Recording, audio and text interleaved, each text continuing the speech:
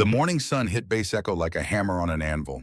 West Texas in August, where the heat doesn't creep up on you, it attacks. By 6:15 a.m., the temperature was already climbing toward 90, and the air tasted like dust and diesel fuel. 43 people stood in formation around the training yard. Cadets in their early 20s, fresh-faced and eager. Instructors with clipboards and coffee cups. Maintenance crew who'd paused mid-task because word had spread fast something was about to happen. Something worth watching. At the center of it all stood Lieutenant Cassandra Veronica Hartley. She was 5'7" in standard-issue fatigues that hung a little loose on her frame.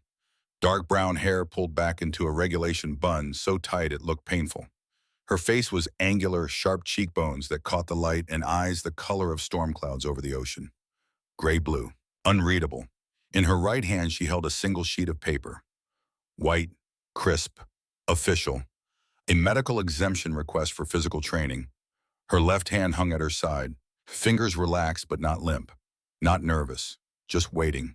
She didn't look at the crowd, didn't acknowledge the whispers that rippled through the formation like wind through tall grass. She stood there with her spine straight and her breathing steady, watching the man who stood 10 feet in front of her. Colonel Donovan Thatcher Kane. He was 45 years old but looked older in the harsh morning light. 6'1", broad shoulders that spoke of decades in the weight room. His uniform was immaculate, pressed so sharp you could cut yourself on the creases. 3 rows of ribbons on his chest, Bronze Star Purple Heart, combat deployments in places most people couldn't pronounce. His face was all hard angles. Square jaw, deep-set eyes that were almost black. A thin scar ran along his chin, barely visible unless you knew to look for it. The kind of scar that came from shrapnel, not bar fights. He took a step closer to Cassandra, close enough that his breath fogged the space between them in the morning air. Close enough that she could smell the coffee on his breath, the starch in his uniform. "Your husband's shadow won't save you here, Lieutenant Hartley." His voice cut through the silence like a blade through silk. Not loud, didn't need to be. The words carried weight all on their own. Cassandra didn't respond, didn't blink. Just stood there with that piece of paper in her hand and her face neutral as concrete. Kane reached down, plucked the medical exemption from her fingers with a quick, almost casual movement. She let him take it. No resistance, no protest. He held it up for the crowd to see. Made sure everyone got a good look at the official letterhead, the typed paragraphs, the signature at the bottom. Then he opened his fingers. The paper floated down to the sand like a wounded bird, drifted on the hot wind for just a second before settling into the dust at Cassandra's boots. "Physical issues," Kane said, reading from memory now. His voice dripped with theatrical sympathy, the kind you use when you're pretending to care but everyone knows you don't. "Health complications from traumatic stress." He turned to face the assembled troops, made eye contact with a few of the younger cadets, saw them shift uncomfortably. "You know what we called that in my day?" Kane's voice rose just enough to carry to the back row. "We called it being soft." A few nervous laughs rippled through the formation. Scattered, uncomfortable. The kind of laughter that comes when people don't know if they should react or stay silent. But the older ones, the ones who'd seen actual combat, who had their own scars and their own nightmares, they kept their faces blank. They'd learned a long time ago that laughing at someone's pain was a good way to reveal your own weakness. Near the equipment shed, Sergeant Major Wyatt Broderick Stone stood with his arms crossed over his chest. 50 years old, 5'10", compact and solid like a chunk of granite. His hair was steel gray, cut military short, and his eyes were the color of worn leather. 28 years of service ribbons decorated his chest. Afghanistan, Iraq, Somalia. Places that turned boys into men and men into ghosts. He wasn't laughing. His eyes were fixed on Cassandra's stance, feet shoulder-width apart, weight distributed evenly, breathing steady and controlled 4 seconds in through the nose hold for 4 release, for 4 through barely parted lips. That breathing pattern made the hairs on the back of Wyatt's neck stand up. He'd seen that rhythm before. In raid houses in Kandahar. In tight corridors in Fallujah. In the moments before violence when operators counted their breaths like counting steps through a minefield. Something about the way she held herself perfectly still but ready to move reminded him of coiled springs, of loaded weapons. Kane wasn't finished. He circled Cassandra like a shark who'd smelled blood in the water. His boots crunched in the sand with each step. Left, then behind her, then right. Making her the center of attention, making sure everyone saw this moment. "Your husband was a good man," Kane said, his voice softer now, almost gentle. "Lieutenant Nathaniel Hartley, SEAL Team 6, a great warrior. He stopped directly in front of her. Close, too close. But you're not him, are you? The words hung in the air like smoke. You're just the woman he left behind. Cassandra's eyes never left his.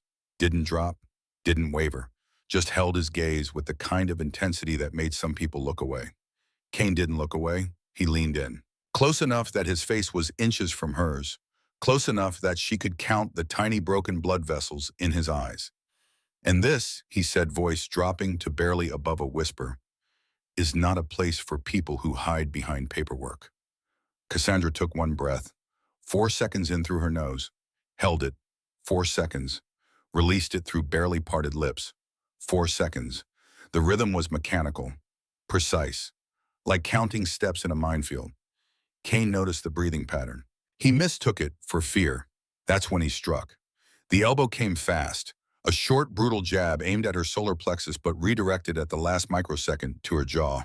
A boxer's feint, the kind of move that required training and practice and muscle memory. The crack of bone on bone echoed across the training yard. Cassandra's head snapped to the right. The force of the blow twisted her neck, sent a spray of saliva and blood into the air that caught the morning sunlight like tiny rubies. Her knees buckled. She hit the sand hard, landed on her left shoulder. Dust rose around her like smoke from an explosion billowing up in a cloud that hung in the still air. The silence that followed was absolute. Even the wind seemed to pause. For 3 full seconds, nobody moved. Nobody breathed. The world contracted down to that patch of sand where a woman lay bleeding, and the man who'd put her there stood over her with his hands on his hips. Then came the whispers. Urgent. Scandalized. Shocked. Did he just, oh my God, someone needs to, but nobody stepped forward. Not yet. Kane stood over Cassandra's fallen form. His chest was heaving slightly. Not from exertion, from satisfaction. From the primal rush that comes from proving dominance in front of a crowd. Get up, he said quietly, just loud enough for her to hear. Or stay down and prove me right. Cassandra pushed herself to a sitting position. Sand clung to her left cheek where blood seeped from a split along her jawbone. A dark line of red that traced down from the corner of her mouth to her chin. She touched it once with 2 fingers, examined the red smear, then wiped it on her pant leg without wincing. No tears, no crying out, just clinical assessment of damage. She planted her right hand flat in the sand, then her left, pushed up to her knees with the kind of controlled movement that looked rehearsed, practiced. Like she'd done this 1,000 times before. Then to her feet. The movement was fluid, efficient, not the scrambling recovery of someone stunned by violence. It looked like a drill, like something an instructor had made her practice until it became muscle memory. Wyatt Stone's eyes narrowed. He'd seen that kind of rising before, in compounds where operators took fire and kept moving because stopping meant dying. In training scenarios where falling was part of the exercise and getting back up was the whole point. Cassandra stood at attention. Her jaw was already starting to swell, a dark bloom spreading beneath the skin like ink in water. Purple and yellow at the edges. A single drop of blood traced a line down her neck and disappeared beneath her collar. Around her neck hung a pendant on a thin chain.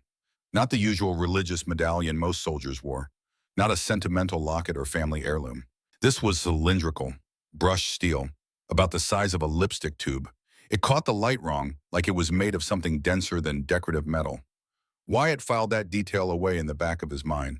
Kane looked disappointed that she'd stood. Nothing to say, he asked. No, sir. Cassandra's voice was steady.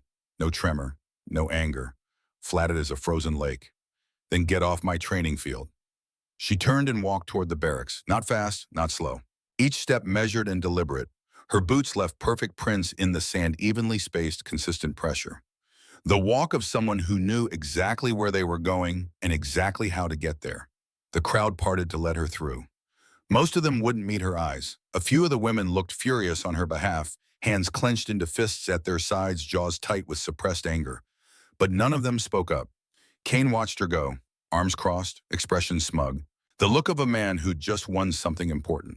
When she disappeared around the corner of the admin building, he clapped his hands twice. Sharp cracks that broke the tension like shattering glass. Show's over, he announced to the formation. We've got a course to run. Formation in 5 minutes. The cadets scattered, most of them grateful for an excuse to look away from what they just witnessed, to pretend they hadn't seen their commanding officer assault a subordinate in broad daylight, To go back to their routines where the world made sense and rules were followed. Wyatt remained where he was, staring at the spot where Cassandra had stood back up. Something nagged at him, a detail his subconscious had flagged, but his conscious mind hadn't fully processed yet. He walked over to the patch of sand where she'd fallen. There, pressed into the ground, was the outline of her left shoulder. But the way the sand had displaced it wasn't the chaotic spray of someone thrown off balance.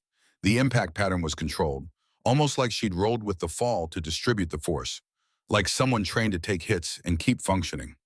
Wyatt looked toward the admin building. Cassandra was gone. But he made a mental note to watch her more closely. Widows didn't move like that. Victims didn't breathe like that. And that pendant, he'd seen similar devices before, in places where communications needed to be encrypted and carried close to the body, in operations where every word mattered and nothing could be traced. He shook his head and headed back toward the equipment shed. Probably nothing. Probably just a woman trying to hold it together after losing her husband. Probably. But Wyatt Stone hadn't survived 28 years in uniform by ignoring his instincts. Yeah.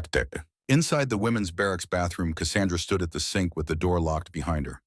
The fluorescent lights overhead hummed and flickered, made everything look washed out and clinical. Hospital lighting, interrogation room lighting. She ran cold water over a clean cloth and pressed it against her jaw. Watched her reflection in the mirror with clinical detachment. The swelling would peak in about 4 hours. The bruise would turn spectacular colors over the next week. She'd had worse. She opened her mouth carefully, tested the range of motion, moved her jaw left then right, then forward, felt for grinding or catching in the joint. No broken teeth, no fracture, just soft tissue damage. Acceptable. She pulled her phone from her pocket, not her personal device, the iPhone with the cracked screen that had her mother's number and photos of her nieces. This was a second phone, smaller, encrypted. She kept it in an inner pocket sealed with Velcro that didn't show up on metal detectors. Her fingers moved across the screen with practiced efficiency. Typed a short message, contact made, escalation confirmed, standing by. Sent it to a number with no name attached, just 10 digits that connected to a secure server 300 miles away. The message disappeared 3 seconds after sending, left no trace in the phone's memory, no record in any database. Just electrons scattered across encrypted channels that led nowhere. Cassandra set the phone down on the edge of the sink. She leaned against the cool porcelain, closed her eyes, let herself take 5 breaths that weren't counted, weren't controlled. 5 breaths to be the widow everyone thought she was. To remember what it felt like to be Cassandra Hartley instead of Shadow Widow Operative 06. To think about Nate, his smile, the way he used to make terrible jokes during tense moments just to break the tension. The sound of his laugh, deep and genuine and infectious. The weight of his hand on the small of her back when they danced at their wedding. The last thing he'd said to her before that final deployment, promise me you'll keep fighting. 5 breaths. Then she opened her eyes and became the operative again. She splashed cold water on her face, dried off with paper towels, straightened her uniform. Checked her reflection, one more time, jaw swelling, nicely blood cleaned up, expression neutral. Ready. She unlocked the door and headed back out into the corridor. The next 24 hours passed in slow, burning tension. Cassandra kept to herself, ate alone in the mess hall at odd hours when the crowd was thin, early breakfast at 0630 before most people were awake, late dinner at 1900 after the rush had cleared. She attended the mandatory counseling sessions she was supposedly there to lead. Sat in a small office with peeling paint and government-issue furniture. Listened to young soldiers talk about stress and fear and the weight of carrying weapons they hoped they'd never have to use. She nodded in all the right places. Asked gentle questions, took notes in a leather-bound journal. Professional, competent, harmless. Just a widow trying to serve in the only way she had left. But around the base, in the spaces between official duties, the whispers grew louder. Kane made sure of it. He stopped by tables in the mess hall, leaned in close to groups of soldiers with his hands on his hips and his voice just loud enough to carry to nearby tables. Heard she's claiming PTSD from her husband's death. Wants special treatment. At the gym, he commented loudly while spotting a lieutenant on the bench press. Made sure his voice carried across the weight room. Some people joined to serve. Others joined to collect a check and play victim. In the motor pool, while inspecting vehicles with a clipboard, he spoke to a maintenance sergeant but projected his voice so the mechanics working nearby could hear. Hartley, she'll be gone in a week. Can't handle real military life. The campaign was surgical. He never mentioned the punch, never acknowledged the violence. Instead, he painted Cassandra as fragile, opportunistic, undeserving of the uniform she wore. And it worked. By the end of day 2, most of the base had formed an opinion. The younger troops, the ones who worshipped Kane's combat record and wanted to be just like him when they got older, dismissed her entirely. Stopped making eye contact when she passed in the corridors. Made jokes about widows who couldn't hack it. The mid-level officers stayed neutral, unwilling to cross a colonel over someone they barely knew, unwilling to risk their careers for a stranger who might be gone in a week anyway. Only a handful watched and said nothing. Wyatt Stone, a couple of female instructors who'd seen this kind of campaign before, one grizzled warrant officer who'd been around long enough to recognize a setup when he saw one. Their silence was heavy with doubt. Cassandra felt the isolation like a physical thing, a bubble of empty space that moved with her through corridors and across the parade ground. Tables that went quiet when she approached. Conversations that stopped mid-sentence when she entered a room. She didn't fight it, didn't try to win hearts or correct rumors or defend herself. She simply continued her routine. Wake at 0500, physical therapy exercises in her room, stretches and body weight exercises that looked gentle but were designed to maintain combat readiness. Breakfast at 0630, counseling sessions until lunch. Paperwork in the afternoon, dinner at 1900. Lights out by 2200. The only deviation was the way she paused sometimes, standing near windows or in doorways, her eyes tracking movement across the base with the focus of someone mapping terrain, counting exits, noting patrol patterns, building a mental model of who went where and when. Wyatt noticed. On the third morning, August 8, 2023, he positioned himself near the mess hall entrance, pretended to read a maintenance report on his tablet while Cassandra collected her breakfast tray. She moved through the line efficiently. Oatmeal, black coffee, one banana. No wasted motion, no hesitation about what to choose. Just grab and go. When she reached for the coffee pot, her grip wrapped around the handle with her thumb positioned over the top and her fingers curled underneath. It was the hold of someone trained to control a weapon's recoil, applied unconsciously to a coffee pot. Wyatt followed her at a distance as she carried her tray to a corner table. Watched the way she sat with her back to the wall, facing the entrance, her eyes scanning the room in a pattern left to right, near to far exits first, then people, then potential threats. He'd done the same thing for 3 decades. It was operator behavior, threat assessment, muscle memory from years of staying alive in places where relaxing for even a moment could get you killed. You didn't learn that in counseling school. He approached her table, set his own tray down without asking permission. Mind if I sit, Lieutenant? Cassandra looked up, assessed him in one glance, posture, hands, eyes, threat level. The calculation took maybe half a second. Sergeant Major, please. Wyatt lowered himself into the chair with the careful movements of a man whose knees remembered every parachute landing from the past 3 decades. Every hard impact, every time his body had been reminded that gravity was unforgiving. They ate in silence for a minute. The mess hall buzzed around them with the usual breakfast noise. Trays clattering, conversations about the day's schedule, complaints about the quality of the eggs. Then Wyatt spoke, voice low enough that nearby tables couldn't hear. That's quite a bruise. Yes. You file a report? No. Why not? Cassandra took a sip of coffee, set the cup down precisely in the same spot it had been before, centered on a water ring handle at exactly 3 o'clock. Because it wouldn't change anything, she said, and because I have my reasons. Wyatt studied her face. The bruise had ripened over the past 2 days. Deep purple in the center where the impact had been worst, fading to yellow and green at the edges. It covered half her jaw and extended up to her cheekbone, made her look like she'd gone 10 rounds with someone twice her size. She wore it without makeup, without shame, like it was just another part of her uniform. Your husband, Wyatt said carefully. He was SEAL Team 6, wasn't he? Something flickered in Cassandra's eyes. Not pain, not grief, calculation.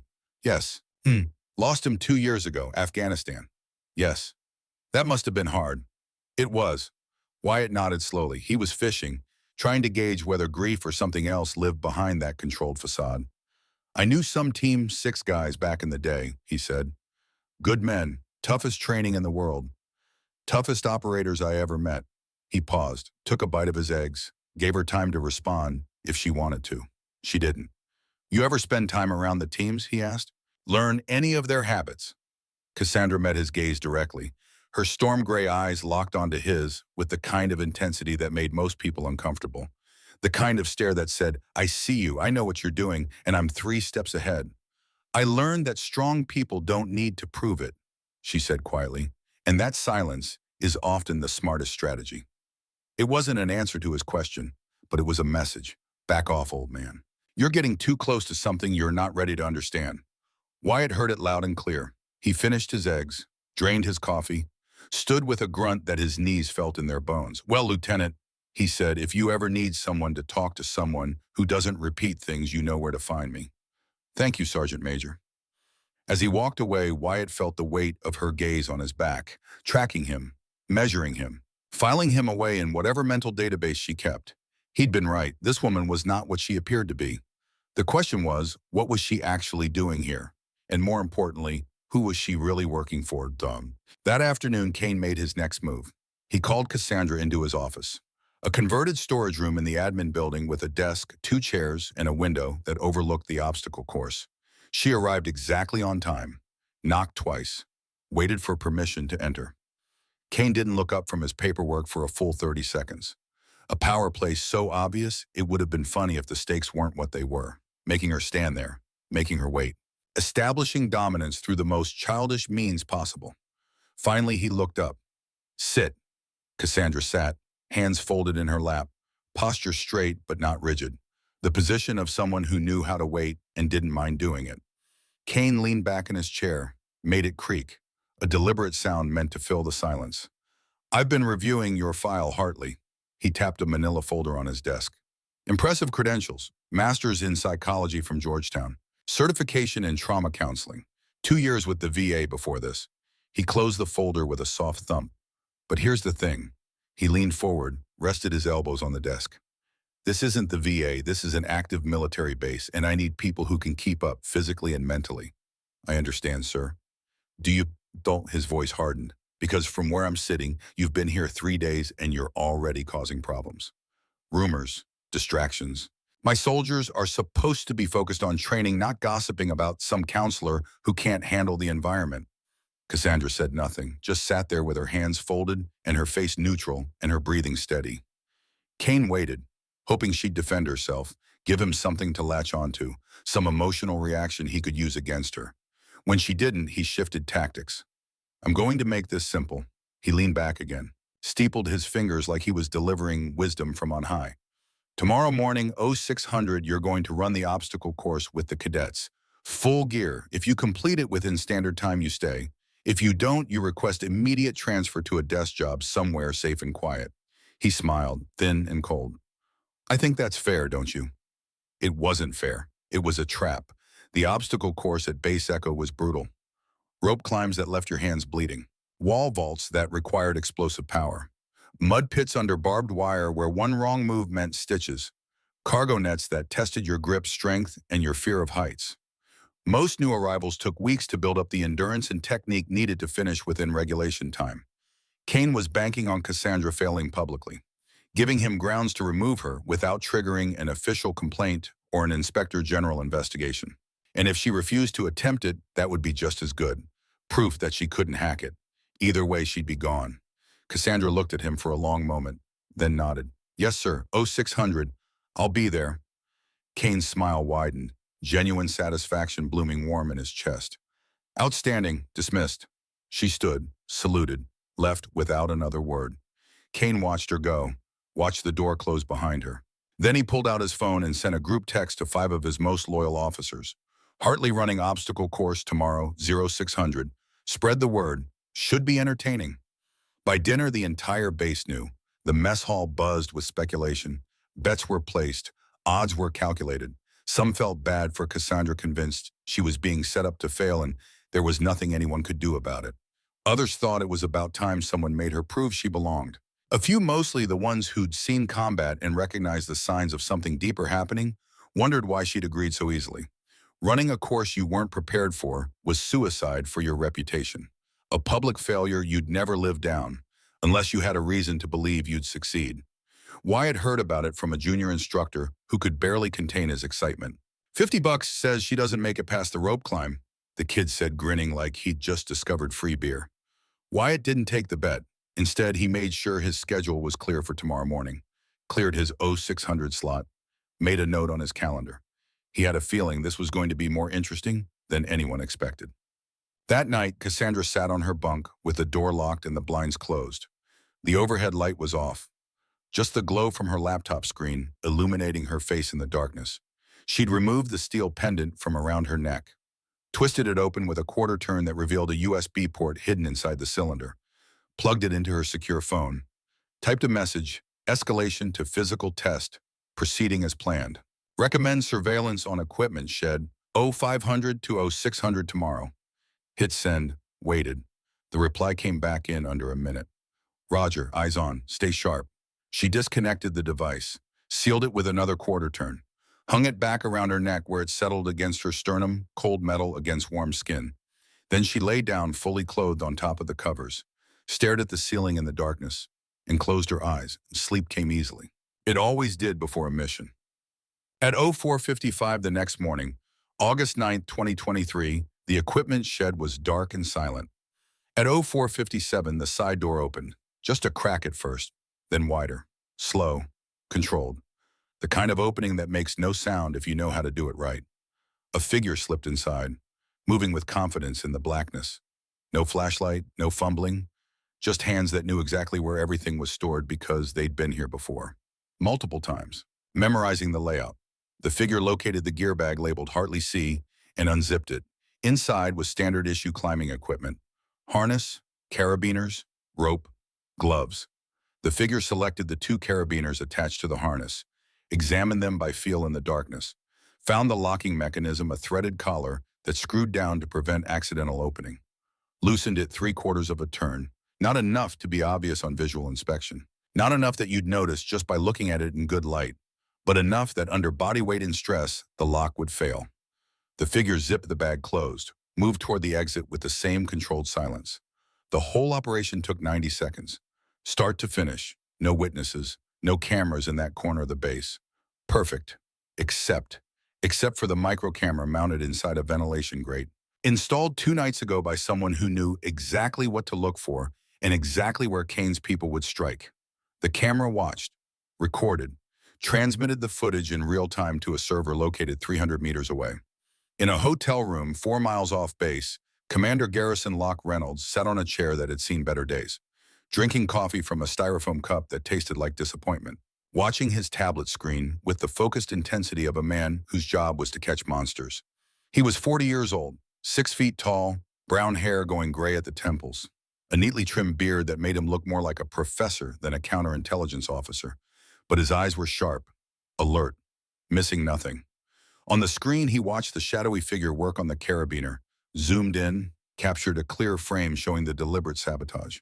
The 3/4 turn that would kill someone if they didn't know to check.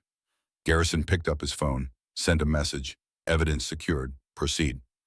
At Base Echo in her quarters, Cassandra's phone buzzed silently under her pillow. She'd been awake for 10 minutes already, lying still in the darkness, breathing steady, preparing. She checked the message, read it, deleted it, stood and dressed in her PT uniform, black shorts, gray t-shirt with Army printed across the chest, running shoes that had seen 1,000 miles.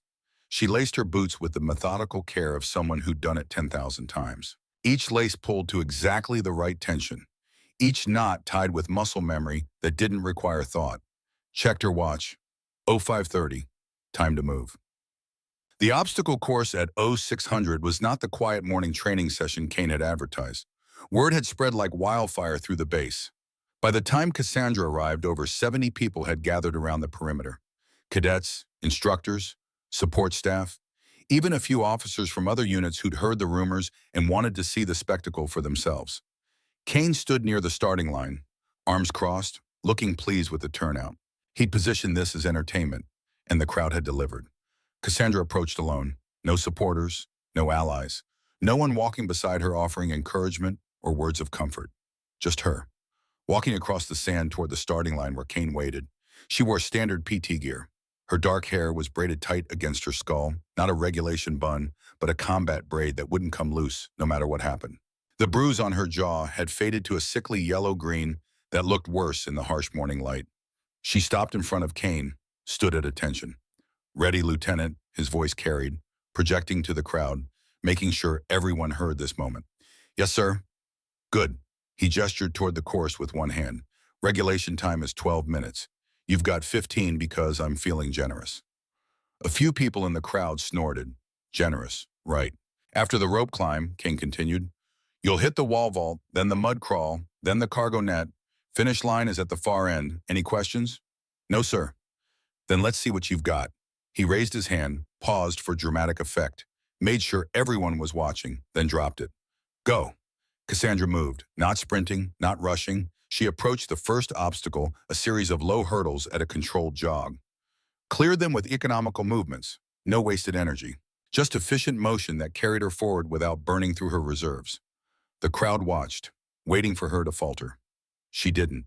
She reached the rope climb, the first major test, a 30-foot vertical rope hanging from a steel frame, swaying slightly in the morning breeze. This was where most people failed, where upper body strength and technique separated those who could from those who couldn't. Wyatt Stone stood near the back of the crowd, eyes locked on Cassandra's gear bag sitting open near the start line. He'd watched her collect it from the shed, watched her do a quick visual check of the equipment, but you couldn't see a loosened carabiner lock just by looking, not unless you knew exactly what to check and you took your time doing it. You'd only know when it failed. Cassandra pulled on her climbing harness, attached the carabiners with practiced efficiency. Clipped in, tested the connections with a quick tug. The crowd murmured. Someone near the front said, she actually knows how to use that stuff. Kane frowned slightly.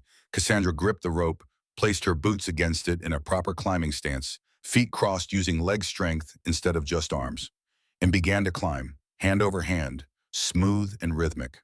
The rope swayed with her weight, but she moved with it instead of fighting it. 10 feet, 20 feet. She was halfway to the top when the first carabiner lock slipped. The metallic click was almost inaudible under the morning wind and the murmur of the crowd. But Cassandra felt it, a sudden looseness in the safety line that shouldn't be there, a shift in tension that meant something was wrong. Her training kicked in faster than thought.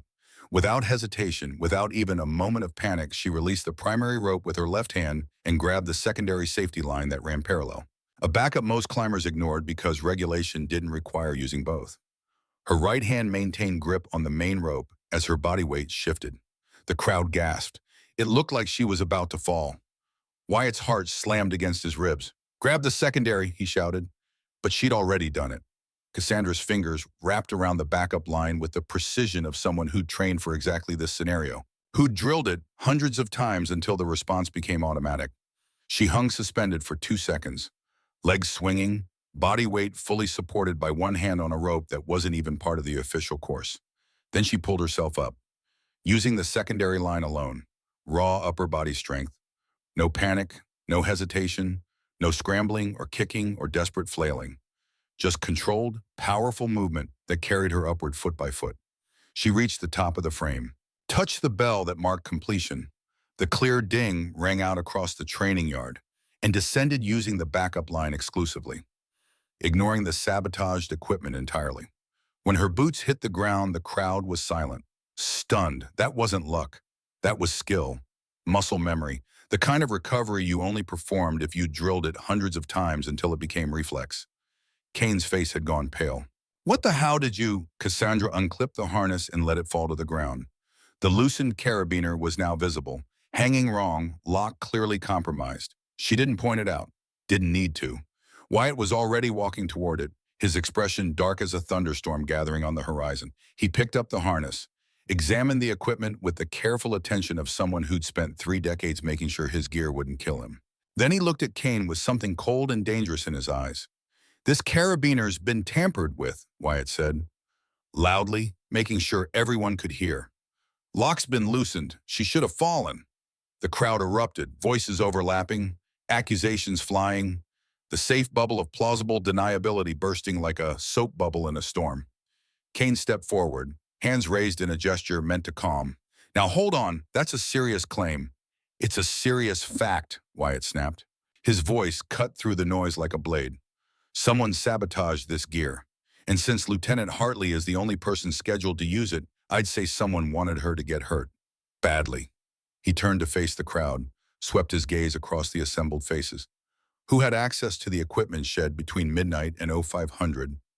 Nobody answered. Silence thick as fog. Kane's jaw worked like he was chewing glass. This is ridiculous, he said. Gear malfunctions happen all the time. It doesn't mean I check every piece of equipment in that shed personally, White interrupted. I checked these carabiners 2 days ago. They were fine. He looked at Cassandra.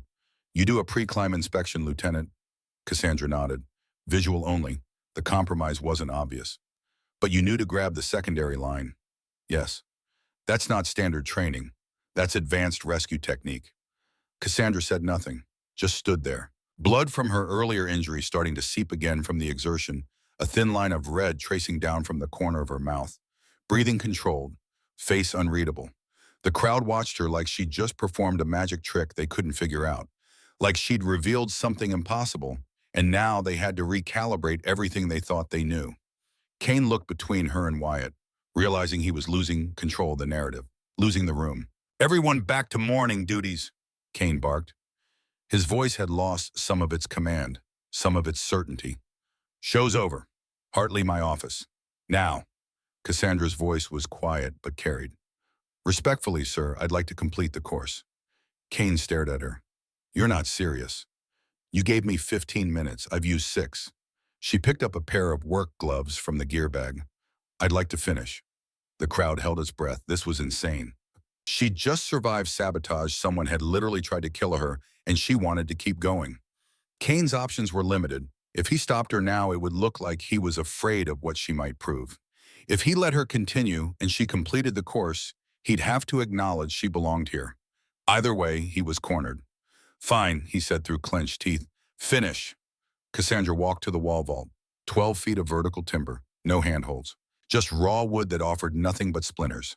She backed up 10 paces, then ran, hit the wall at speed, planted her left foot halfway up, pushed off with explosive power, grabbed the top edge with both hands, and hauled herself over in one smooth motion, dropped to the other side, rolled to absorb the impact, came up running. The crowd started to wake up, a few scattered claps breaking out, growing louder. She hit the mud crawl. 50 feet of barbed wire stretched over ankle-deep mud that smelled like rust and regret. Dropped to her belly, moved like a snake, elbows and knees driving her forward. Head down, no hesitation.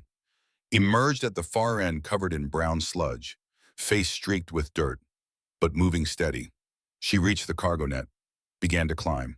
The net swayed and twisted under her weight, 50 feet tall, every handhold unstable, every foothold threatening to slip.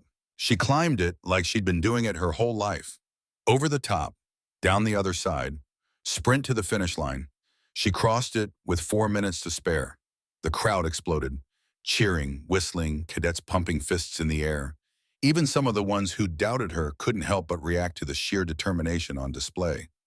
The raw refusal to quit. Wyatt was grinning, a rare sight on his weathered face. Kane looked like he'd swallowed a live grenade. Cassandra walked back to the start line, breathing hard but steady, stopped in front of Kane. 11 minutes, sir, within regulation. Kane couldn't speak. His face was red, veins standing out on his neck like cables under tension. His hands clenched and unclenched at his sides. Finally, he managed 2 words. Get cleaned up. Report to my office in 1 hour. Yes, sir. As Cassandra walked toward the barracks, Wyatt fell into step beside her. Kept his voice low enough that only she could hear. That was one hell of a performance, Lieutenant. Thank you, Sergeant Major. You mind telling me where you learned to climb like that? Cassandra glanced at him, saw the question behind the question, the suspicion, the curiosity. She decided to give him a slice of truth. My husband taught me, she said. He said it might save my life someday. Smart man. He was. They reached the barracks door. Wyatt stopped. Cassandra turned to face him. Listen, he said, I don't know what's going on here, but that gear didn't loosen itself. And you handled that rope failure like you trained for it specifically. He paused, chose his words carefully. If someone's trying to hurt you, you need to report it officially. Cassandra met his eyes, those storm gray eyes that gave nothing away. I appreciate the concern, Sergeant Major, but I'm exactly where I need to be. She went inside. Wyatt stood on the steps, staring at the closed door, feeling like he'd just glimpsed the edge of something massive lurking beneath still water, something dangerous, something deliberate. He pulled out his phone and typed a message to an old friend who owed him favors. Need you to run a background check. Lieutenant Cassandra Veronica Hartley. Everything you can find. Call me. The response came back in 30 seconds. Already on it. You'll want to sit down for this one. The water in the shower ran brown for the first 30 seconds. Mud and sand spiraling down the drain like the base's reputation circling into darkness. Cassandra stood under the scalding spray with her eyes closed, letting the heat work into muscles that had been tested and found adequate. The split on her jaw had scabbed over, pulling tight when she opened her mouth. She tested the range of motion left, right, forward. Everything worked. That's what mattered. She dried off. Dressed in a clean uniform. Checked her secure phone. One message waited. Package delivered. Asset in position. Green light for phase 2. She deleted it, tucked the phone away, headed to Kane's office. The corridors were quieter than usual, people averting their eyes as she passed. News of the sabotaged equipment had spread like smoke through ventilation shafts. Nobody knew what to make of her anymore. The widow who wouldn't break. The counselor who climbed like a specialist. The woman who walked through Kane's traps like they were inconveniences instead of attempts on her life. Kane's door was open. He sat behind his desk with his fingers steepled and his face carved from stone. The afternoon sun came through the window behind him, backlit him like some dark prophet delivering judgment. Cassandra knocked once, entered when he gestured, stood at attention. Neither spoke for 10 seconds. He was trying to intimidate her with silence. The oldest power play in the book. Let the subordinates squirm. Let them fill the quiet with apologies and explanations. It didn't work. Cassandra could outweight a glacier. That was quite a show this morning, Kane finally said. His voice was controlled, but barely, like a dam holding back floodwater. You want to explain how you knew to grab that secondary line? Training, sir. What kind of training? The thorough kind. Kane's jaw clenched, a muscle jumping beneath the skin. You're playing games, Hartley. I don't appreciate games. I'm not playing anything, sir. You set a standard. I met it. He stood abruptly, chair scraping back with a harsh sound that echoed off the walls. Walked around the desk until he was 3 feet from her. Close enough to loom, far enough to maintain plausible deniability if anyone asked later. Let me be crystal clear. His voice dropped to barely above a whisper, the kind of quiet that's more threatening than shouting. I don't care what skills you think you have. I don't care who your husband was. You don't belong here. He leaned closer. This base runs on discipline and strength, not sympathy for people who can't handle the reality of military life. Cassandra's expression didn't change. Is there anything else, sir? Kane wanted to hit her again. She could see it in the microtension around his eyes, the way his right hand curled into a fist and then released, the quickening of his breath. But they weren't alone on a training field now. They were in his office where assault would be harder to excuse, harder to spin as an accident or a training exercise gone wrong. He settled for leaning closer, voice dropping to a whisper meant to cut deep. I know why you're really here, he said. You think if you tough it out, prove yourself, it'll bring him back somehow. Fill the hole he left. His breath was hot on her face, but it won't. He's gone. And you're just embarrassing his memory by pretending to be something you're not. It was designed to wound, to find the emotional pressure point and press until something broke. Cassandra looked at him with eyes like frozen lakes and said, Permission to speak freely, sir. Granted, you didn't know my husband. You don't know me, and you have no idea what I'm capable of. She paused just long enough for the words to settle like stones dropping into deep water. Is that all, sir? Kane's face flushed dark red, the color of rage barely contained, of a man realizing he was losing a battle he thought he'd already won.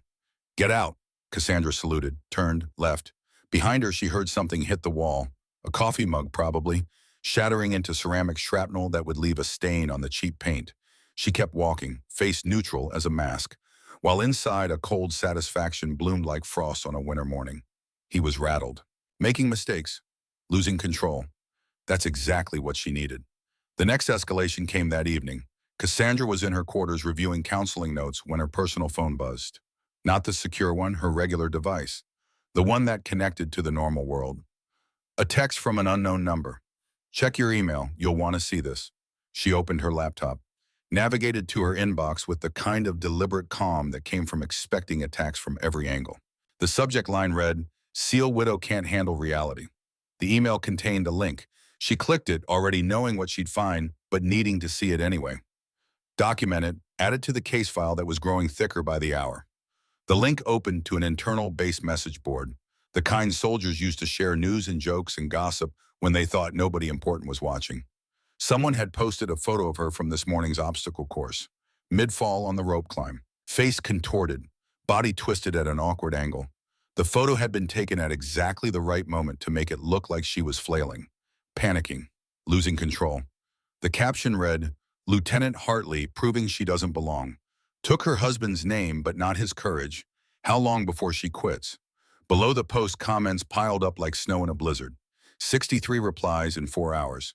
Some defended her, most didn't. She's taking up space someone useful could fill. Embarrassing. My grandmother climbs better than that. Why is she even here? Collect that widow's pension and go home. Diversity hire bullshit. The thread had gone viral within the base ecosystem, spreading through barracks and offices and motor pools, poisoning the well of public opinion one comment at a time. Cassandra took a screenshot, saved it to a folder labeled Evidence that already contained 47 other files. Closed the laptop. This was Kane's work, or someone acting on his behalf. Coordinated character assassination to complement the physical intimidation. Standard playbook for people who thought they were untouchable. She'd expected it, planned for it. But seeing the cruelty laid out in text form, the casual dehumanization, the way people felt comfortable saying things they'd never say to her face, still triggered something cold and sharp in her chest. Not anger. Anger was too hot, too useful to her enemies. This was the ice that came before a storm. She picked up her secure phone, typed "Digital attack initiated, preserve all evidence, recommend monitoring board activity for additional actors." Sent it. The response came quickly. Already archived. We have IPs, 2 officers, 3 enlisted. Kane's fingerprints all over this. Cassandra set the phone down. Lay back on her bunk. She let herself think about Nate. Not the helmet cam footage. Not the mission. Just the man who used to make terrible coffee and sing off key in the shower. The man who'd promised her forever and delivered 2 years. The grief was a physical weight, but so was the fury. She stood, splashed water on her face, became the operative again. The next morning, she found her locker in the women's changing room had been vandalized. Someone had scratched the word fraud across the front, deep gouges in the metal that would need to be buffed out. The kind of damage that took time and effort and focused rage. Inside, her spare PT uniform had been shredded, cut into ribbons with something sharp. Scissors, maybe, or a knife. The fabric hung in strips like the remains of something killed and left to rot. Her running shoes were missing. In their place sat a pair of children's sneakers, pink, with cartoon characters on the sides.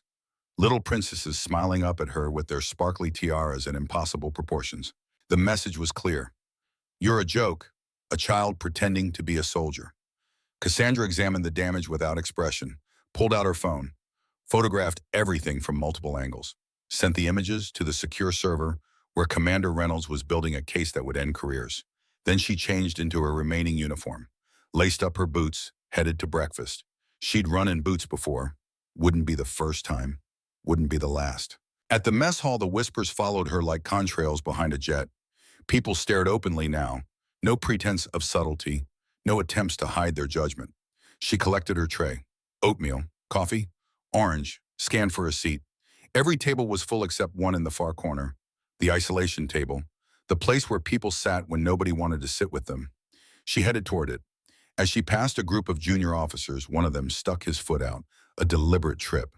Testing whether she'd react. Whether she'd finally lose her composure and give them something to use against her. She saw it coming. Adjusted her path by 6 inches. Kept walking. The officer's buddies laughed at his failed attempt. Loud enough for her to hear. Wanting her to know they'd tried. Wanting her to feel the hostility like radiation. She sat alone, ate mechanically, tasting nothing. Across the room, Kane held court at a table surrounded by his loyal cadre. Officers who'd hitched their careers to his star, who laughed at his jokes and nodded at his wisdom and did whatever he asked because climbing the ladder mattered more than integrity. He glanced her way once, smirked, then returned to whatever story he was telling. His audience laughed on cue, too loud, performing for his approval like trained seals hoping for fish. Cassandra noted each face, memorized details, added them to the mental database she maintained with photographic precision. Every person who participated in this campaign was digging their own hole. She was just holding the shovel, waiting for them to dig deep enough to make climbing out impossible. Wyatt entered the mess hall, spotted Cassandra, headed straight for her table without hesitation, sat down without asking permission. "Morning, Lieutenant." "Sergeant Major." He set his tray down, leaned in close, voice low and urgent. "I heard about your locker, and I saw that garbage on the message board." His eyes were hard, angry on her behalf in a way that made her chest tighten. "This has gone too far. You need to file an official complaint. IG investigation, the whole deal." "I appreciate your concern. That's not an answer." Cassandra sipped her coffee, set it down precisely. "I know what I'm doing." "Do you?" Wyatt's frustration was evident, the kind that came from watching injustice unfold and feeling powerless to stop it. "Because from where I'm sitting, you're getting crucified and you're just taking it. You've got rights, protections. Use them." "Some battles aren't fought in boardrooms, Sergeant Major." "Then where are they fought?" Cassandra didn't answer, just held his gaze until he looked away, shaking his head. "You're either the bravest person I've ever met," he said quietly, "or you're walking a line I don't understand." "Maybe both. Maybe both." Wyatt studied her face, the fading bruise, the determination that sat behind those storm-gray eyes like bedrock. "Your husband taught you to climb. What else did he teach you?" Cassandra's expression shifted, just for a moment, a crack in the armor that let through a sliver of something real. "That the hardest part of any mission is waiting for your enemy to make the mistake you know is coming." Before Wyatt could respond, she stood. "Thank you for your concern, Sergeant Major. It means more than you know." She left him sitting there, staring after her with the growing certainty that he was watching something much bigger than a harassment case unfold. He pulled out his phone, called his contact at CIA. "I need that background check, now." The voice on the other end was careful, measured. "Stone, you're not going to believe this. Cassandra Hartley isn't just a counselor. She's got security clearance 3 levels above Kane's." A pause. "And there's a notation in her file. Any interference with her activities should be reported immediately to Commander Garrison Locke Reynolds." Wyatt's blood ran cold. "Reynolds, Counterintelligence Division." "Correct. And he arrived at the base last night, checked in under fake orders. Stone, whatever's happening here, it's bigger than what you think. Way bigger." Wyatt hung up, sat frozen at the table. The pieces were clicking into place, forming a picture he should have seen days ago. Cassandra Hartley wasn't a victim. She was bait, and Kane had just swallowed the hook. That afternoon, the tension ratcheted higher. Cassandra was leaving a counseling session when she noticed the atmosphere had changed. Soldiers moving with purpose. Conversations stopping when she approached. Something was happening. She found out what at 1400 hours. 2 military police officers appeared at her office door. Corporal Jenkins and Private Reese, both young, both uncomfortable with what they'd been ordered to do. "Lieutenant Hartley?" Jenkins held a clipboard like it might protect him. "Ma'am, we've received a complaint that you accessed restricted areas without authorization. Specifically, the equipment shed between 0300 and 0400 yesterday morning." Cassandra stood, face neutral. "I see. Security logs show unauthorized access at 0347. Your ID badge was scanned at the side entrance. Understanding bloomed cold and sharp. Kane had cloned her badge. Or fabricated the log entry, standard tradecraft for someone trying to frame a target. "I'd like to examine those logs myself," she said calmly. "That'll be part of the questioning process, ma'am." Jenkins shifted his weight. "If you'll come with us." The walk across the base was a public spectacle. Kane had made sure of it. Soldiers stopping to watch. Phones coming out. The widow being escorted by MPS like a criminal. By the time they reached the MP station, half the base knew. In the windowless interview room, Cassandra sat with her hands folded on the metal table. The fluorescent lights hummed overhead. The air smelled like industrial cleaner and stale coffee. The MPs stood outside, conferring in low voices she could hear through the thin walls. She knew they had nothing real, no actual evidence, because she hadn't been anywhere near that shed at 0300. But someone had, and that someone had been recorded by equipment the MPs didn't know existed. She just had to wait. The door opened. Commander Garrison Locke Reynolds entered, dressed in standard officer uniform. Nothing flashy, nothing that screamed counterintelligence, just another mid-level officer doing paperwork.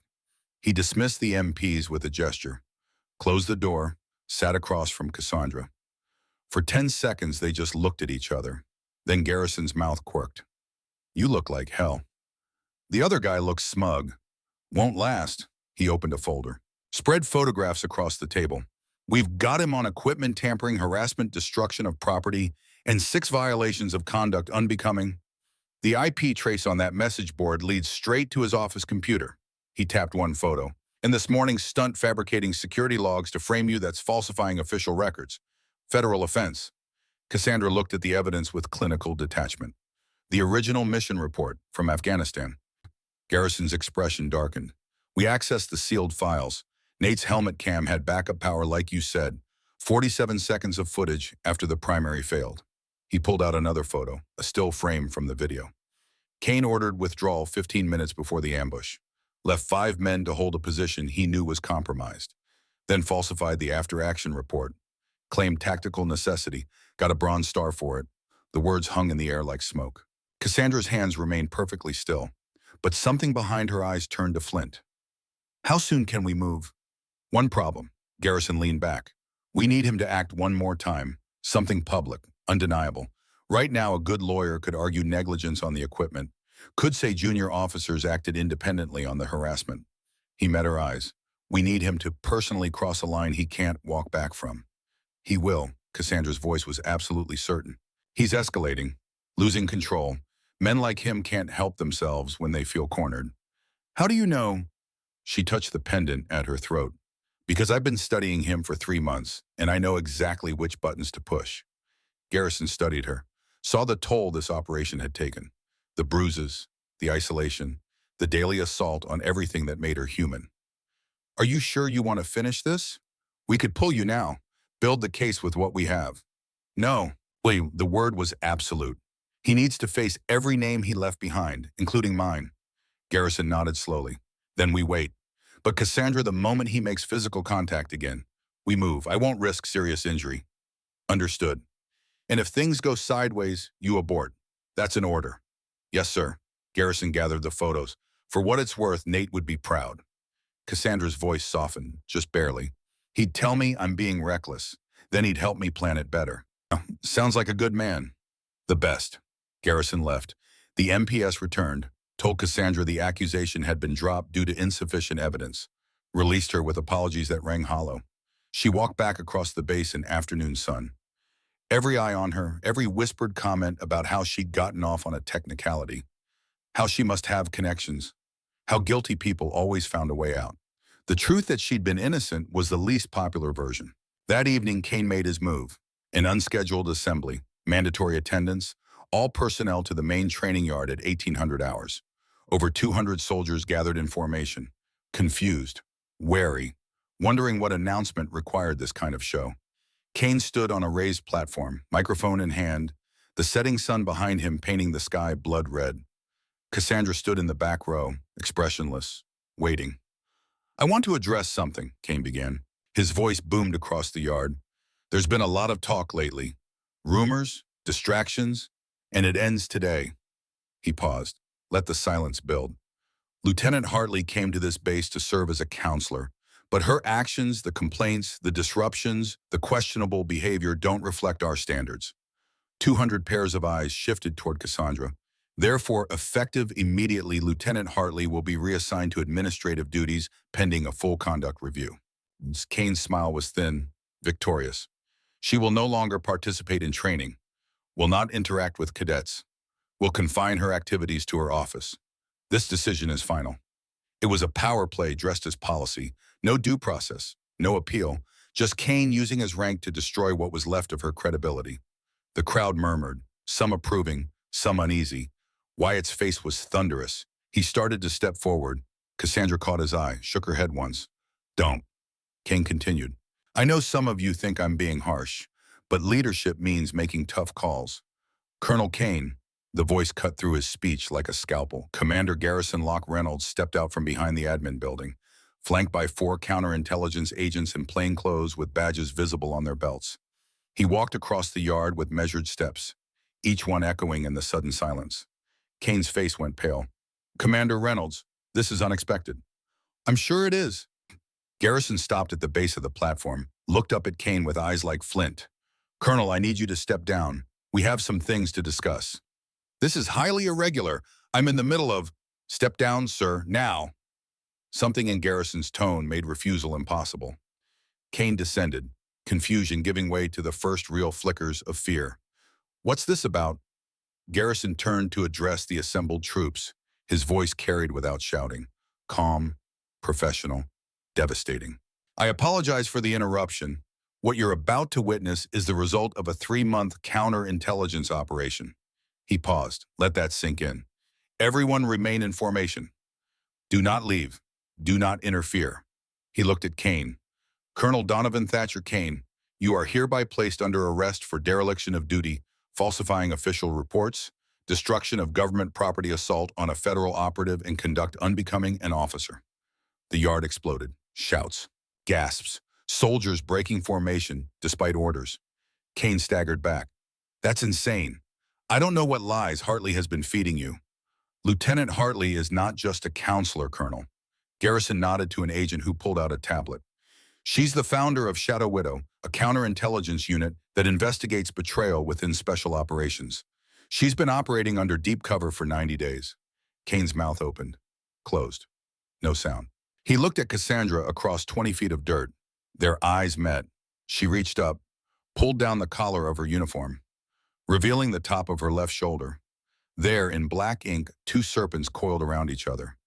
Ancient symbols of vengeance and justice intertwined, the mark of Shadow Widow. The crowd gasped. The tattoo was unmistakable. Not decorative, not military standard, a unit designation. The kind operators wore to identify each other in the shadows. Wyatt stepped forward, recognition dawning. He'd seen similar marks before, on operators who hunted in the dark places. Kane's phone buzzed. He pulled it out with shaking hands. The screen displayed an alert, security breach detected. Shadow Widow operative identified at Base Echo. Immediate stand-down required. The message had been sent automatically, triggered by facial recognition when Cassandra's tattoo came into view.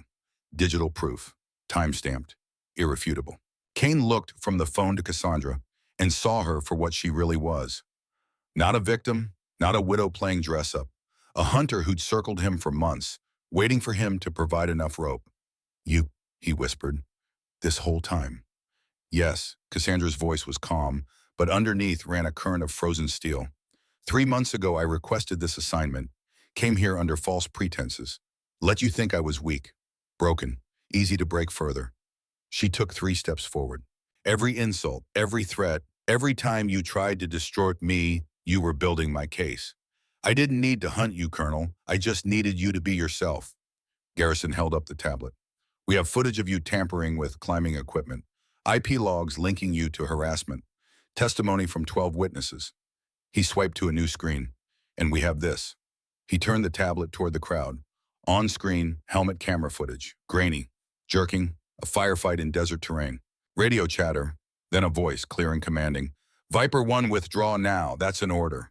The camera panned right, 5 soldiers pinned down. One of them, Lieutenant Nathaniel Hartley, looked directly at the lens, shook his head.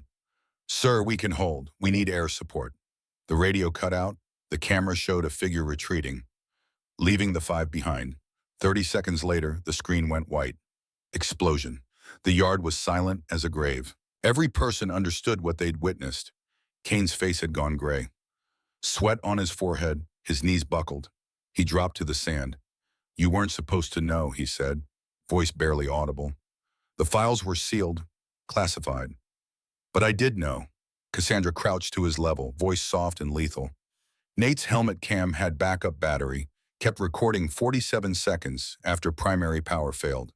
Those 47 seconds showed everything. Where you went, what you said, who you left to die. She pulled out the steel pendant, opened it, showed him the USB drive inside. I've been carrying his last moments around my neck for 2 years, waiting for the right time, the right leverage. She stood, looked down at him. You wanted me gone because I reminded you of what you did, but I stayed, not to forgive, not to heal. I stayed to make sure you face every name you left behind. The CI agents moved in, pulled Kane to his feet, secured his hands with zip ties. Garrison read his rights, words mechanical and official. But Cassandra barely heard. Her focus was on the crowd, the faces showing shock, betrayal, vindication. One of the female cadets stepped forward, came to attention, saluted, then another, then 5 more. Within 30 seconds, half the women in formation were saluting. Not because regulations required it, because they'd witnessed something that mattered. A woman who'd endured hell stayed silent and emerged with evidence that would burn her tormentor down. Cassandra returned the salute, throat tight. She hadn't expected this, hadn't planned for the moment when silence transformed into solidarity. She held it for 3 counts, then dropped her hand. As CI agents loaded Kane into an armored transport, he looked back. I could have ended you. One word. Cassandra paused, turned. You did end me, just not the way you thought. You ended the woman who believed the system protects the innocent. She gestured to herself. What's standing here now, this is what you created, and I'll spend my career hunting down every person like you. The transport doors closed. Kane disappeared behind tinted windows. The vehicle drove away, dust hanging in the air like ghosts. The aftermath moved with the kind of bureaucratic efficiency that felt almost anticlimactic after the thunder of Kane's arrest. Within 2 hours, Base Echo was locked down. Counterintelligence agents materialized from unmarked vehicles with badges and tablets. All personnel interviewed, statements recorded, the machinery of military justice grinding into motion with the inexorable patience of a glacier. By evening, the story had escaped the fence line. Text messages, phone calls, encrypted emails traveling through military networks like electricity through copper wire. Kane's arrest. Hartley's cover blown. Shadow Widow revealed to a world that hadn't known it existed. The news fragmented into 1,000 smaller explosions as people processed what it meant, what it said about trust, about the price of betrayal, about the women they'd dismissed and the monsters they'd followed. In the temporary counterintelligence headquarters, a converted classroom still smelling of dry erase markers, Commander Garrison Locke Reynolds debriefed Cassandra in a room with white walls and fluorescent lights that bleached everything of color. She sat across from him. Medical report in hand, the clinical language of damage assessment, bruised jaw healing, minor lacerations closed, muscle strain manageable, nothing permanent, everything calculated. Every injury documented and filed away as evidence in a case that would take months to prosecute but seconds to understand. The trial will take 4 to 6 months, Garrison said, reviewing notes on his tablet, blue light reflecting off his tired face. But with the helmet footage and the documented pattern, conviction is certain. JAG prosecutor called it the cleanest case he's seen in 15 years. He looked up. You did excellent work, Cassandra. Textbook execution. What about the others? Her voice was steady, flat, the voice of someone who'd learned not to celebrate until every thread was tied. The officers who participated. 6 facing disciplinary action. 2 will likely be discharged other than honorable. The rest get mandatory retraining and permanent marks that'll follow them to retirement. Garrison paused, studied her face. Is that enough? Cassandra looked at her hands, saw the rope burns from the climb. The dirt still embedded under her fingernails from the mud crawl, physical evidence of what she'd endured. It has to be, she said quietly. The system isn't perfect, but it's what we have. What about you? Garrison leaned back, made his chair creak. Medical leave, reassignment to training division, teaching instead of hunting. Whatever you need. Cassandra met his eyes. I want my next assignment. Garrison's eyebrow rose. You're serious after this, especially after this. She leaned forward. There are 11 other names on the list, 11 suspected cases of officers who abandoned teams, falsified reports, traded lives for careers. Her voice hardened like steel cooling. Kane was number 6. I have 11 more to go.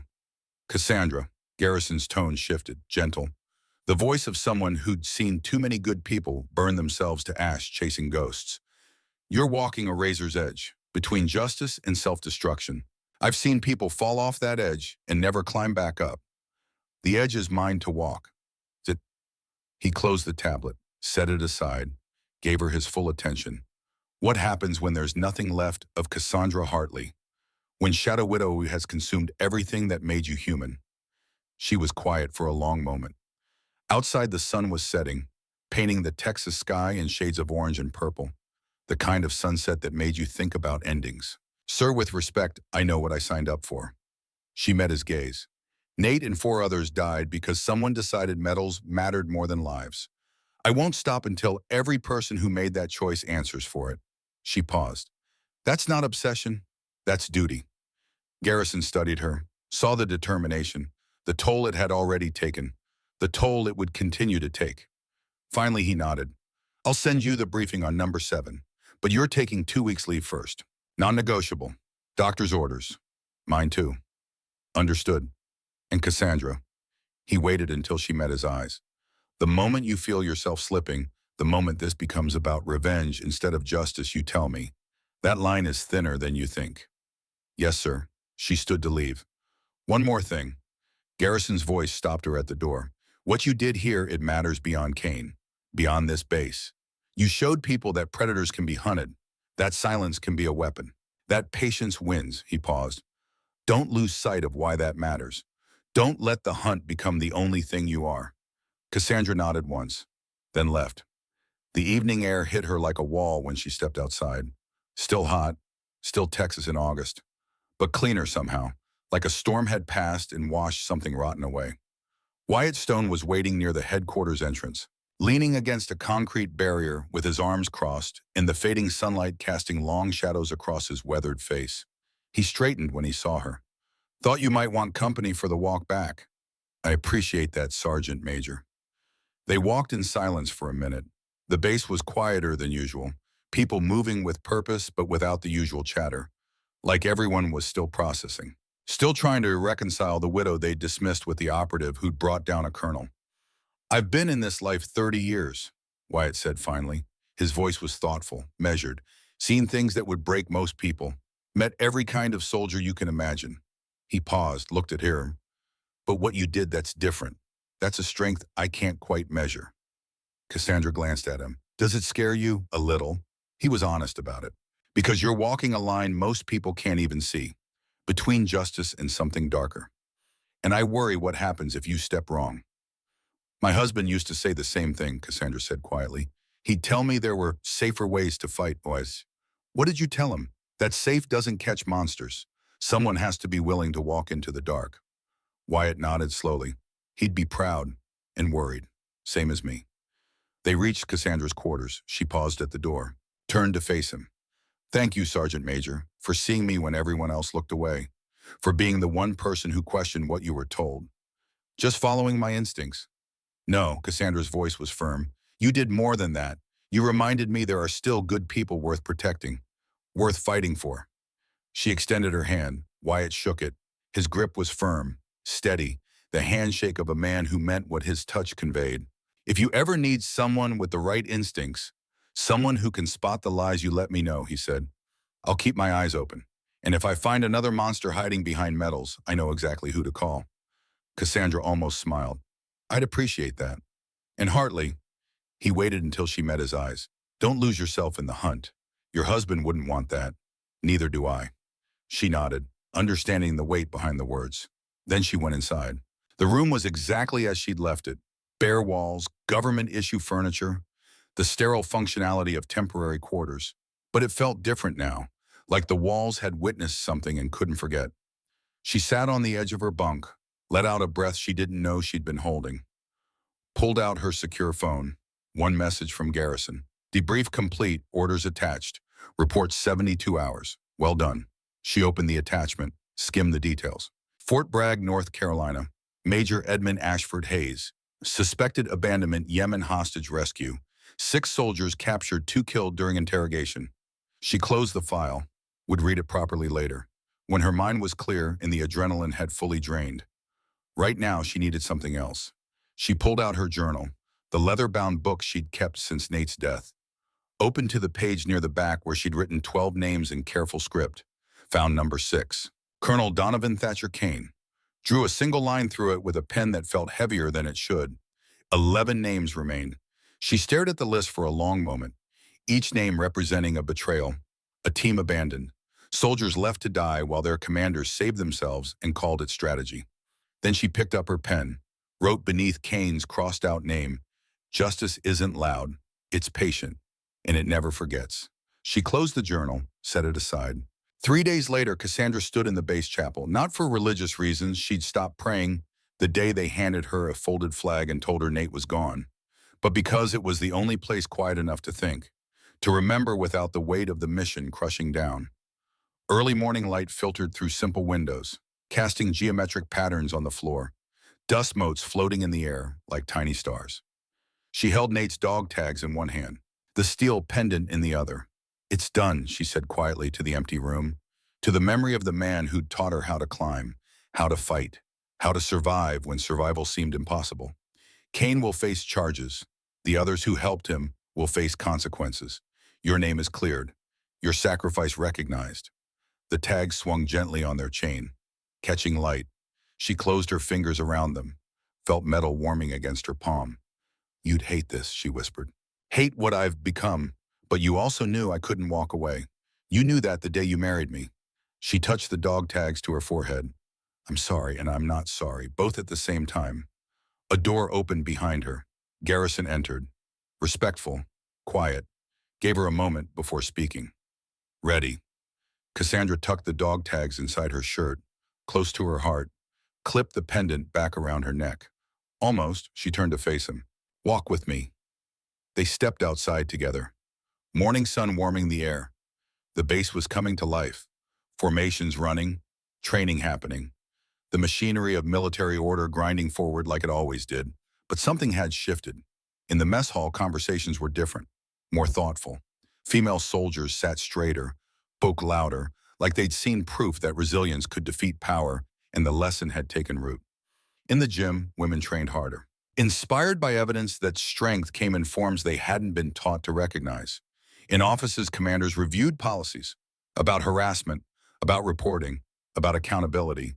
One operation wouldn't fix everything, one arrest wouldn't cure the disease.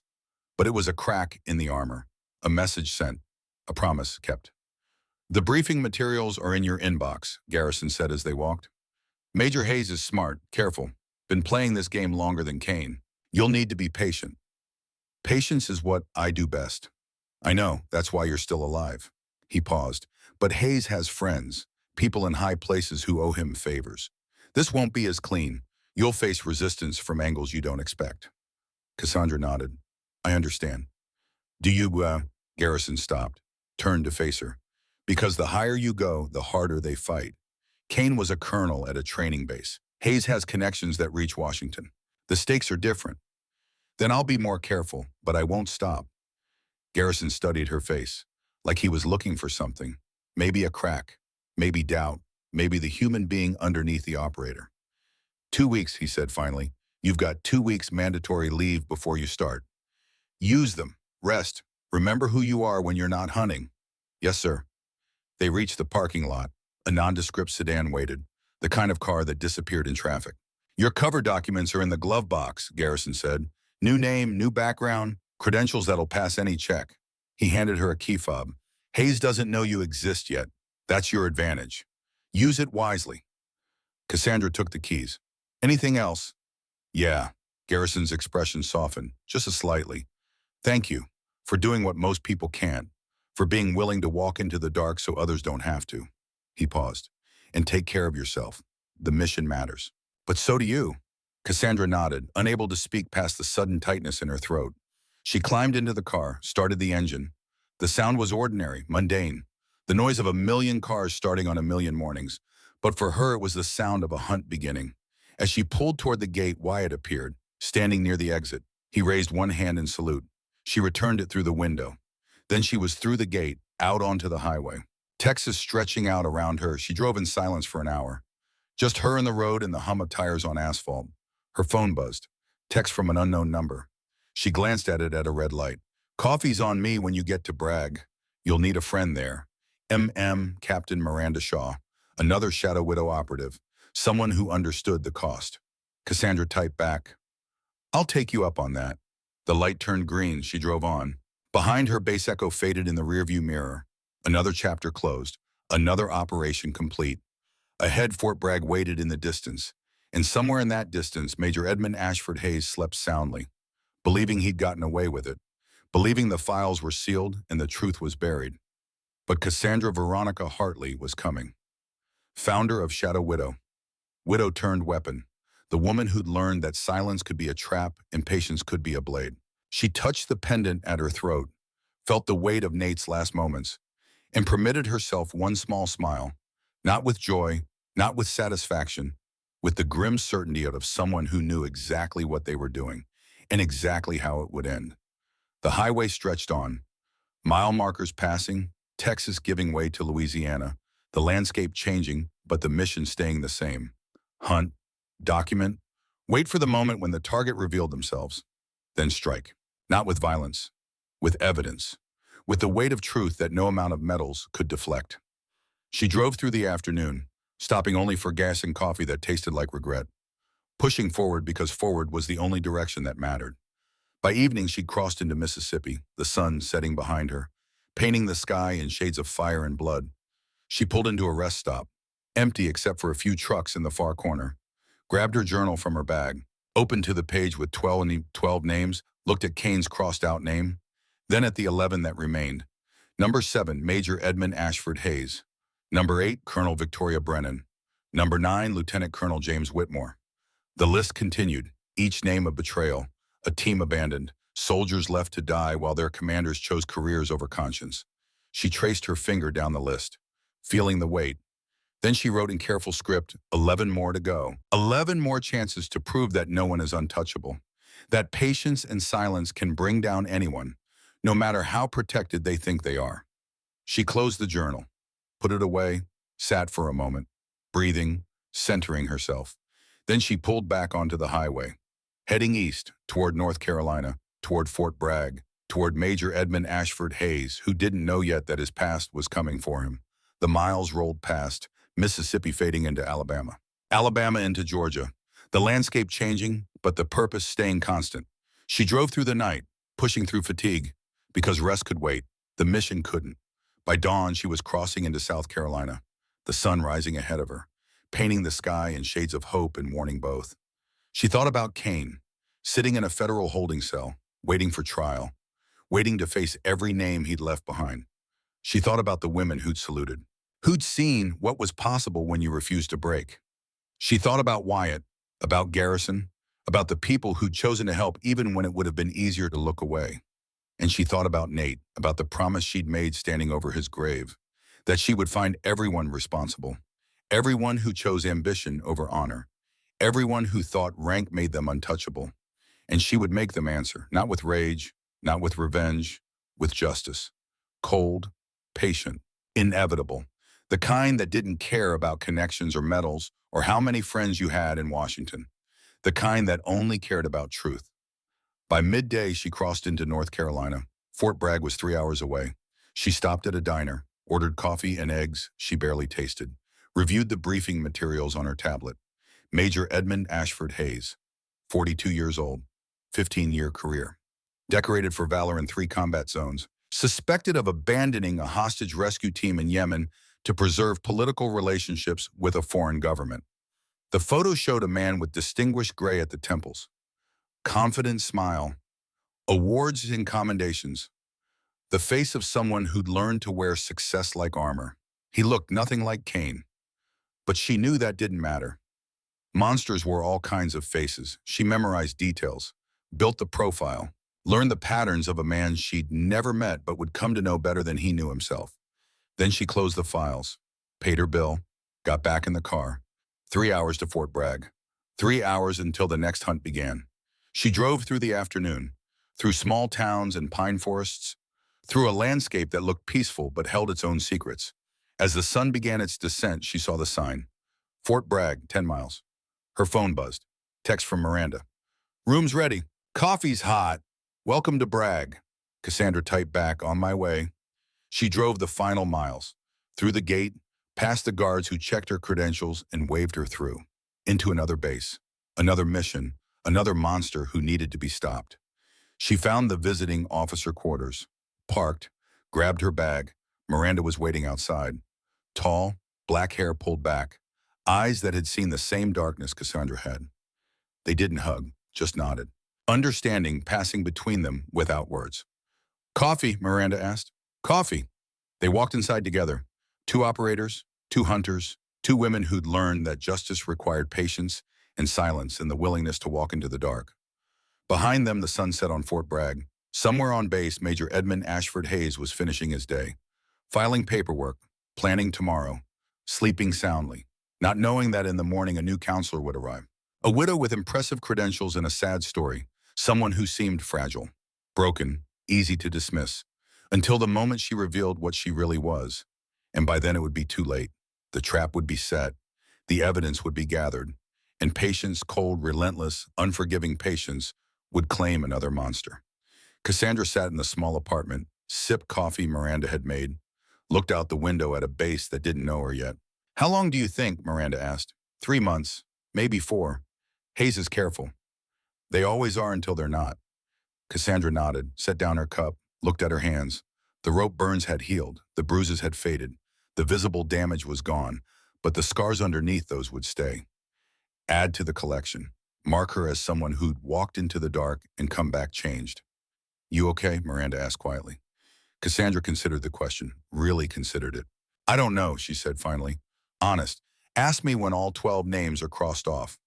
And if you're not okay, then I'll deal with it then." Miranda studied her, saw the determination, the toll it was already taking. "You're not alone in this," she said. "Shadow Widow, we're a team. You don't have to carry it all yourself." "I know." Cassandra met her eyes. "And I'm grateful." They sat in comfortable silence, two operators preparing for the next hunt, finding strength in the shared understanding of what it cost and why it mattered. Outside, Fort Bragg settled into evening rhythms, and in the distance the hunt waited. But for tonight, Cassandra allowed herself to rest, to remember that she was human underneath the operator, that the mission mattered, but so did she. Tomorrow she would become someone new, a counselor with a cover story, a widow seeking purpose. But tonight she was just Cassandra, and that was enough. She finished her coffee, stood. "I should get some sleep." 2 weeks leave, Miranda reminded her. Garrison's orders. "I know, I'll use them." "Will you?" Cassandra paused at the door, looked back. "I'll try." It was the most honest answer she could give. She went to her temporary quarters, unpacked her bag, set Nate's dog tags on the nightstand where she could see them, lay down on unfamiliar sheets in an unfamiliar room, closed her eyes. And for the first time in 3 months, she slept without counting breaths or planning contingencies or preparing for violence. She just slept and dreamed of a world where monsters didn't exist and justice didn't require darkness and widows could just be wives. When she woke, the sun was rising. Fort Bragg was waking up around her, and somewhere on this base, Major Edmund Ashford Hayes was starting his day. Not knowing his past was coming for him, not knowing that patience had a name. And that name was Shadow Widow. Cassandra stood, dressed, made coffee in the small kitchenette, looked out the window at a base full of people who didn't know her yet. In 2 weeks she would begin, but for now she had time to prepare, to rest, to remember why this mattered. She pulled out her journal, opened to the page with 11 remaining names, looked at number 7, Major Edmund Ashford Hayes, and began to plan. Because justice wasn't loud, it was patient. And it never ever forgot.